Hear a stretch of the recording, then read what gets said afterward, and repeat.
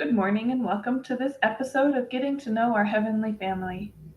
Today I want to introduce you to the Apostle of Germany. Through his work, St. Boniface changed the religious landscape of Europe. St. Boniface was born somewhere in England, sometime around 670 or 680 AD. He was named Winfrid at birth. Just a couple of centuries earlier, England, which had converted to Christianity when it was legalized in the Roman Empire, had fallen to pagans from Germany and the surrounding regions. St. Augustine of Canterbury, who we celebrated on May 27th, undertook a great work and re-Christianized Britain. Winfrid was a noble descendant of these pagan conquerors. He was well educated. When still a boy, he was inspired by missionary monks who visited his home, and so determined that he was called to religious life.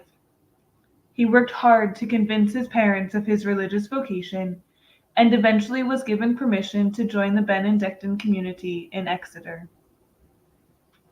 At the Abbey of Neuschle, he was ordained a priest of Jesus Christ. During these early years of priesthood, Winfrid felt a desire to convert his ancestors, and so obtained permission of his abbot to travel to Friesland. There he met very poor soil for spreading the good news. Yet, undaunted, Winfrid returned to England for a period of time, then traveled to Rome to obtain official missionary capacities from the Pope. Pope Gregory II found him worthy and so missioned him to preach the gospel in Germany. Winfrid began to travel extensively through his new mission.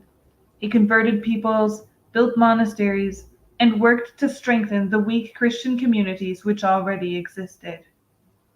He reported to the Holy Father about his works. Pope Gregory II was so pleased that he named Winfrid Bishop of Germany and changed his name to Boniface. Upon return to his see, Boniface preached and traveled extensively. To demonstrate to his unbelieving flock how utterly powerless were the gods in whom they placed their confidence, Boniface felled the oak sacred to the thunder god Thor. He had a chapel built of the wood and dedicated it to St. Peter. The people were astonished that no thunderbolt from the hand of Thor destroyed the bishop, and many were converted to Christianity. This moment was a turning point in the conversion of Germany. Boniface continued to labor tirelessly, catechizing the people, reordering the clergy, strengthening religious life, and enlarging his see. When his work in Germany was completed, he once again found inspiration in his original purpose, the conversion of the people of Friesland. In 754, he resigned his position as Archbishop of Germany, and at the age of approximately 75, he set out with some companions. They made many converts in a single year. When they all gathered near the River Bourne for the sacrament of confirmation, the gathering was attacked by local bandits and murdered. St. Boniface is remembered on June 5th, the day of his martyrdom. He is remembered as the Apostle of Germany. His work greatly influenced the religious landscape of Europe.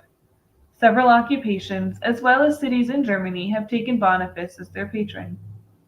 He was tireless in his efforts to fulfill his call, carefully tending to each step along the way, persevering even into his old age, and willing to hand over his life as a witness to the power of Jesus Christ. May he inspire each of us to be fearless in our call to be witnesses and to spread the gospel, the good news of Jesus Christ. St. Boniface, pray for us.